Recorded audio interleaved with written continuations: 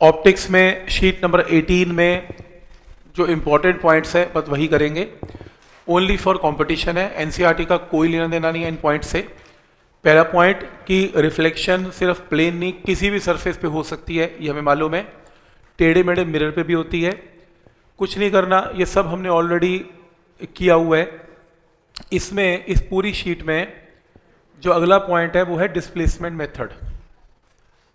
बस इसी को टिक मार्क कर लो, ओनली फॉर कंपटीशन लिख लो।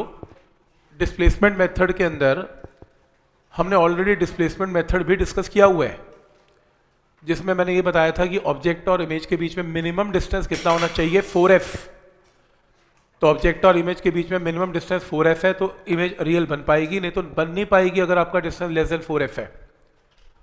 तो इसके अंदर अगर मान लो एक लेंस है, ये ऑब्जेक्ट है और ये स्क्रीन है।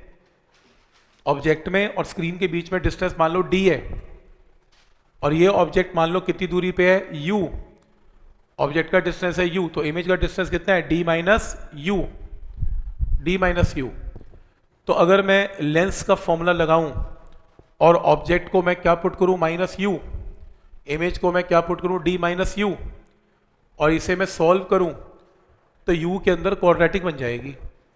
u की क्वाड्रेटिक के रूट्स कैलकुलेट करूं, आपने कुछ नहीं करना, सिर्फ देखना है क्या करना है, सिर्फ मार्क करवाऊंगा। अगर u के मैं रूट्स कैलकुलेट करूं तो आपके पास ये वैल्यू आएगी, u के रूट्स ये आएंगे, ये u की वैल्यू आएगी। तो u की दो पोजीशंस पॉसिबल है, ऑब्जेक्ट की दो पोजीशंस पॉसिबल हैं जब क्लियर इमेज स्क्रीन पे बनाई जा सकती है, एक प्लस के साथ और एक माइनस के साथ। तो ये पहला पॉइंट है। तो इसके अंदर अगर आप चाहते हो कि इसका कोई सोल्यूशन निकले तो इस अंडर रूट के अंदर d माइनस 4f की वैल्यू में d तो कम से कम 4f से कम नहीं होना चाहिए, क्योंकि अगर d 4f से कम है तो आंसर अंडर रूट के अंदर नेगेटिव आ जाएगा, तो गड़बड़ हो जाएगी, अलाउड ही नहीं है ऑप्टिक्स में, कॉम्प्लेक्स नंबर स्टार्ट हो जाएंगे। तो इसके अंदर d जो है वो ग्रेटर देन क्या होना चाहिए, 4f, या कम से कम क्या होना चाहिए, 4f। ये ऑलरेडी हम प्रूफ कर चुके हैं, पर यहां पर मैं ये नहीं बता रहा कि मैंने प्रूव कर दिया 4f फिर से एक बार, ये तो ऑलरेडी कर चुके, तो याद कर बैठे हैं कि 4f होना चाहिए डिस्टेंस कम से कम। मैं ये बता रहा हूं कि अगर u की दो वैल्यूज पॉसिबल है और मैं इसके अंदर u की दो वैल्यूज अलग अलग लिखूं, तो अगर मैं पहला ऑब्जेक्ट का डिस्टेंस ये लूं तो इमेज का डिस्टेंस क्या होता है, d माइनस u। तो d में से इसे माइनस करूं तो मेरे पास क्या आएगा, v आ जाएगा। तो ये u1 मान लेते हैं, तो v1 क्या आएगा, अगर ये ऑब्जेक्ट है u1 तो v1 क्या आएगा, d में से u1 को माइनस करेंगे तो v1 आएगा। तो u1 है और ये v1 है। उसी तरीके से u2 है, ये u2 है, और अगर मैं ऑब्जेक्ट का डिस्टेंस u2 ये पुट करूं तो v2 क्या आएगा, d माइनस v2, तो ये आएगा। अब मैंने क्या निकाल लिया, u1 v1 u2 v2। तो v1 को u1 से डिवाइड करो तो मैग्निफिकेशन आएगी, और मैग्निफिकेशन क्या होती है, height of image by height of object. ऐसे तुम v2 को u2 से डिवाइड करो तो फिर एक और मैग्निफिकेशन आएगी, height of image by height of object.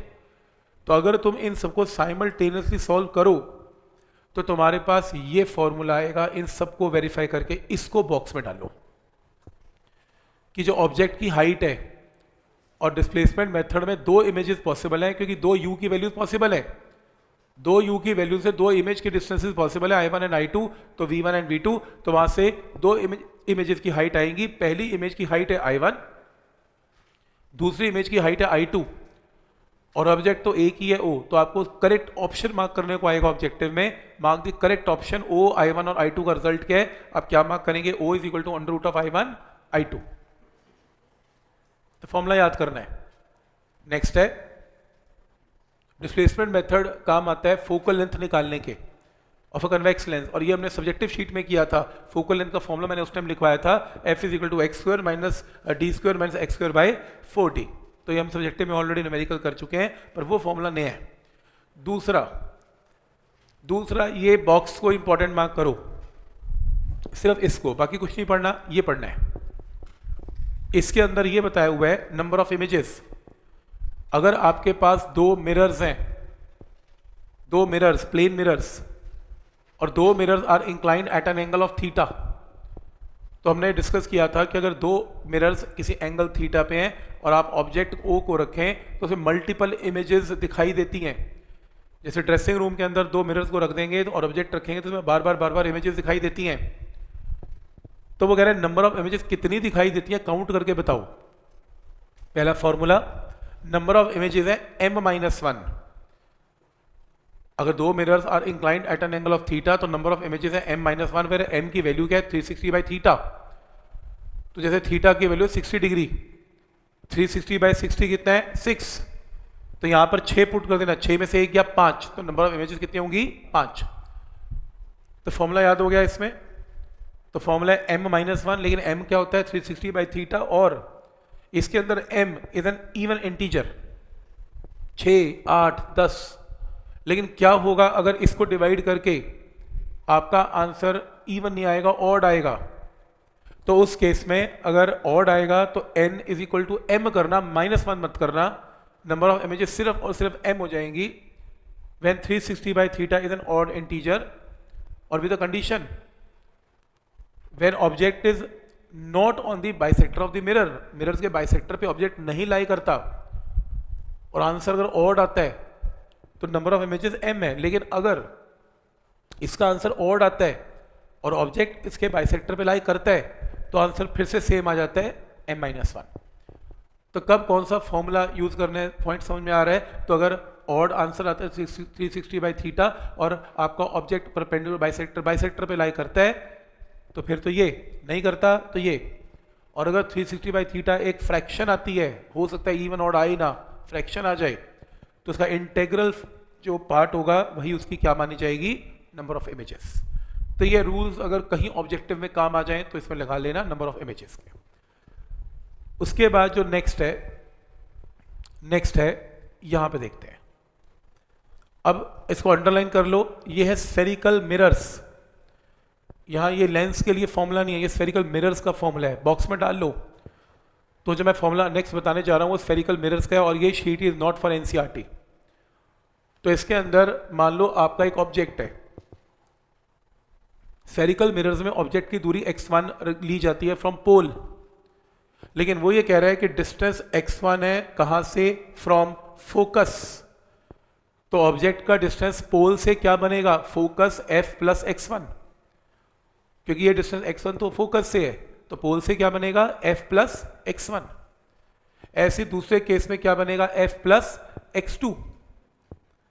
तो इस केस में ये ऑब्जेक्ट और इमेज की दूरी है कि अगर ऑब्जेक्ट यहां पर बन रहा है, इमेज यहां पर बन रही है, और अगर आप मिरर के फॉर्मूले में वैल्यू पुट करें और मिरर के इस फॉर्मूले को यूज करें और सिंप्लीफाई करें तो आपके पास ये फॉर्मूला आता है x1 x2 = f²। इसको बॉक्स में डाल लें।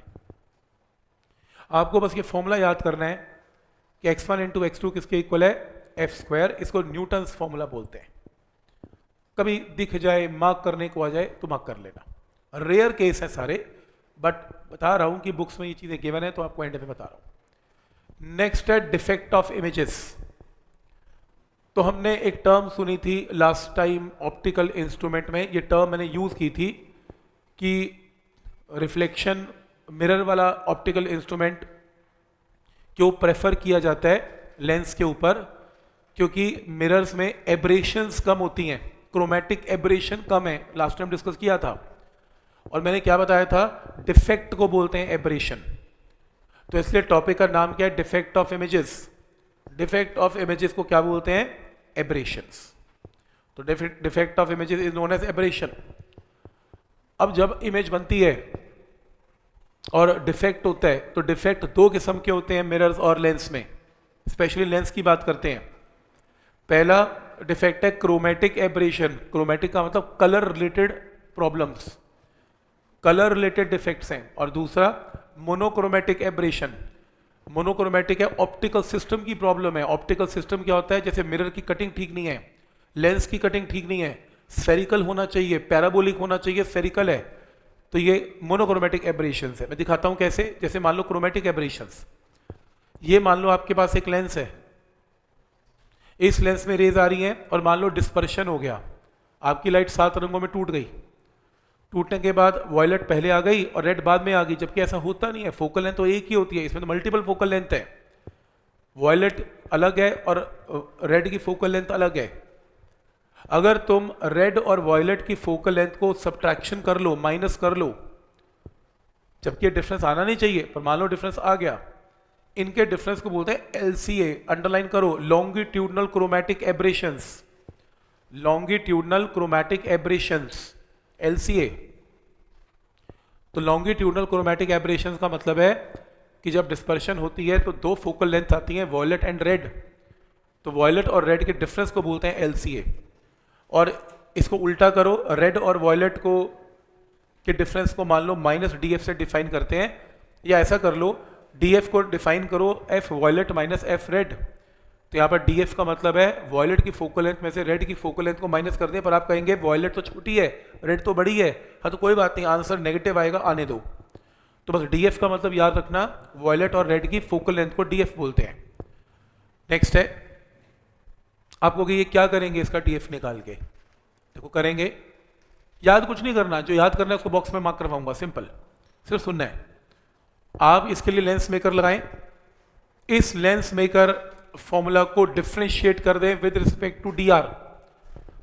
ये लो, या आपने इसको डिफरेंशिएट कर दिया, डिफरेंशिएट करके आपके पास ये टर्म आती है। इस टर्म में 1/R1 माइनस 1/R2 को पुट करें, 1/F म्यू माइनस 1 नीचे ले आए, तो 1/F इंटू म्यू माइनस 1, ये देखो इसकी जगह 1/F इंटू म्यू माइनस 1, तो आपका ये टर्म बनेगी। और यहां से जो भी F आएगा वो F और F आपस में कैंसिल हो जाएगा, तो अल्टीमेटली यहां पर वैल्यू पुट करके ये टर्म आएगी। ये चेंज इन लेंस का रिफ्रैक्टिव इंडेक्स इसलिए चेंज हुआ क्योंकि कलर चेंज हो रहे हैं। तो चेंज इन रिफ्रैक्टिव इंडेक्स को म्यू माइनस 1 से डिवाइड करें। डी म्यू का मतलब है वॉयलेट और रेड कलर के रिफ्रैक्टिव इंडेक्स का डिफरेंस, और म्यू का मतलब है एवरेज रिफ्रैक्टिव इंडेक्स, जो कि येलो कलर की लाइट का होता था। हमने प्रिज्म के अंदर भी ये टर्म किया था। तो ये जो फॉर्मूला है इसको ओमेगा बोलते हैं, और ओमेगा का मतलब है लेंस की डिस्पर्सिव पावर। हमने प्रिज्म का भी ऐसा फॉर्मूला किया था डिस्पर्सिव पावर का, ये लेंस की डिस्पर्सिव पावर है। तो लेंस की डिस्पर्सिव पावर ओमेगा क्या है, D mu upon mu minus 1, ये लेंस की डिस्पर्सिव पावर है। एक काम करें, इसमें DF एक तरफ, F को यहां ले जाएं, तो ये क्या बनेगा, F इंटू ओमेगा। तो minus DF is F into omega, लेकिन DF या माइनस DF को क्या होता था, क्या बोलते थे, LCA। तो LCA का फॉर्मूला क्या आ गया, F इंटू ओमेगा। मुझे पता नहीं जो लोग PYQ कर रहे हैं नहीं कर रहे, पर हो सकता है किसी बहुत बुरी किस्मत हो और आपको लेंस में पूछ ले what is formula for LCA, और फॉर्मूला क्या आ जाए, F ओमेगा। तो इसलिए बता रहा हूं क्योंकि मैंने खुद कहीं ना कहीं ये देखा हुआ है, या बुक में देखा, ऑब्जेक्टिव में देखा, पता नहीं, पर ये बहुत रेयर केस है इस क्वेश्चन का आना। तो F ओमेगा फॉर्मूला याद कर लें। तो आपको ये याद होना चाहिए, पहला LCA का फॉर्मूला F इंटू ओमेगा, और दूसरा ये फॉर्मूला, ये किसी भी लेंस की डिस्पर्सिव पावर ओमेगा क्या होती है, D mu upon mu minus 1, ये डिस्पर्सिव पावर है। अब हो सकता है आपको किसी न्यूमेरिकल में एक टर्म आ जाए, ये देखिए मैंने नीट के अंदर या किसी ऑब्जेक्टिव के अंदर कंडीशन फॉर एक्रोमैटिज्म, शायद ये वर्ड कहीं रास्ते में मिल जाए आपको किसी बुक में, ऑब्जेक्टिव में, या किसी न्यूमेरिकल में या मेंस में, मुझे पता नहीं कहीं पर, एक्रोमैटिज्म। तो एक्रोमैटिज्म का मतलब क्या होता है, एक्रोमैटिज्म के अंदर बेसिकली क्या करते हैं कि आप दो लेंस को कंबाइन कर लेते हैं।